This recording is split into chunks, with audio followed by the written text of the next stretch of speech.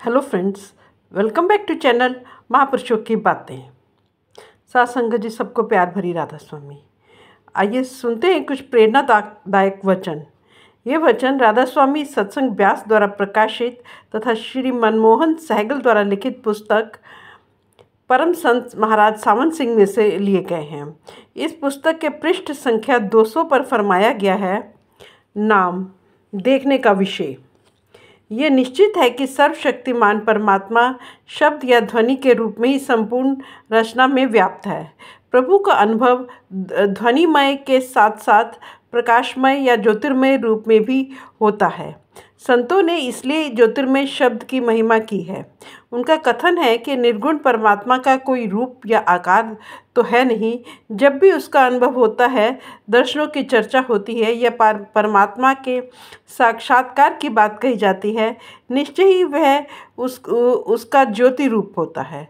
शब्द से बने इस संसार को नूर से उपजा भी कह दिया जाता है। एक नूर ते सब जग उपजिया। हाँ, यह नूर या ज्योति किसी दूसरे प्रकाश पर निर्भर नहीं करती, वह स्वयं अपने ही प्रकाश में जगमगा रही है। नाम शब्द परमात्मा या सतनाम प्रकाश रूप है, इसलिए देखने का विषय है। संतों ने अंतर के प्रकाश को प्रकट करने के अभ्यास को ही परमात्मा की प्राप्ति का मार्ग कहा है। उन्होंने परमात्मा को आंतरिक प्रकाश से तथा प्रकाश को नाम से जोड़ा है। गुरु नानक देव का कथन है, श्वास श्वास और पल पल प्रभु का सिमरन करने से हमारे भीतर शब्द की ज्योति प्रकाशित हो उठती है।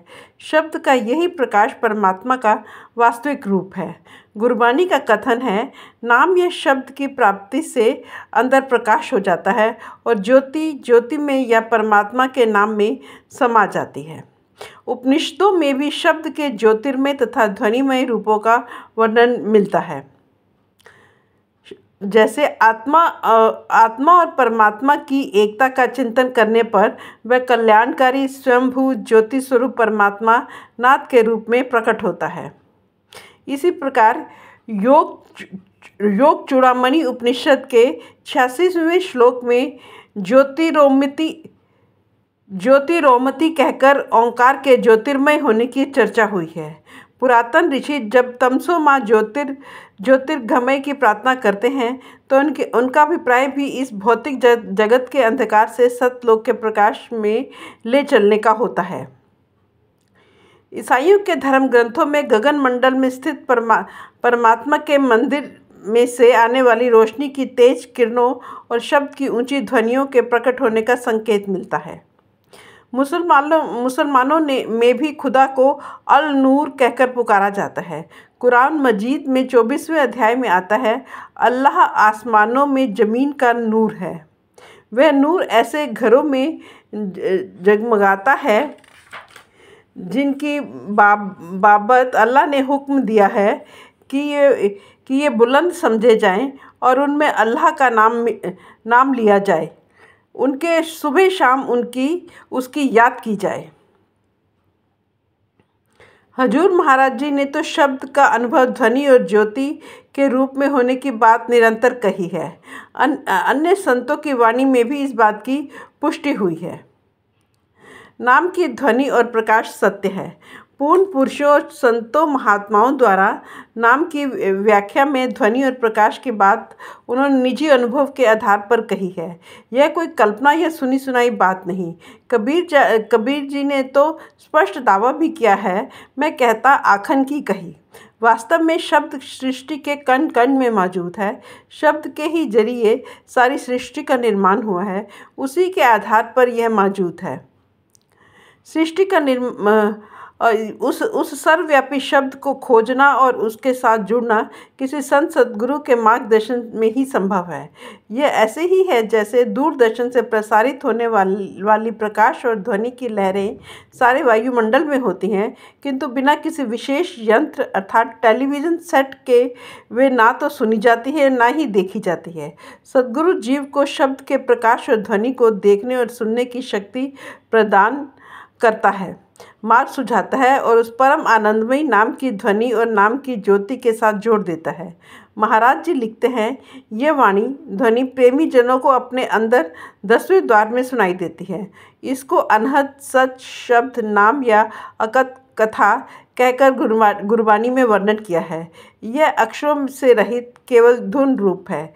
इसका सहारा लेकर जीव भवसागर से पार हो जाता है। यह वाणी हर घट में चिरंतन काल से हो रही है, फिर भी किसी विरले गुरुमुख को ही सुनाई देती है। लेकिन इससे यह नहीं समझ लेना चाहिए कि वाणी या शब्द कानों की घूंघू या शौशों का नाम है। नहीं, ये तो तत्वों की आवाज़ें हैं। गुरबानी शब्द धुन इनसे परे है तथा कुल खंडों ब्रह्मांडों की जान तथा संपूर्ण रचना का आधार है। अभ्यासी अपनी सूरत को पिंड में से निकालकर तुरीय पद में पहुंचाकर ज्योति का दर्शन करता है। तब जो वाणी ज्योति में प्रकट होती है उसका नाम गुरुवाणी है। गुरु वाक्य प्रमाण है, अंतर जोत निरंतर वाणी साचे साहिब स्यो लिवलाई। इस वाणी भीतर के शब्द धुन को गुरु कहा गया है। गुरु कृपा से ही नाम का ज्ञान मिलता है।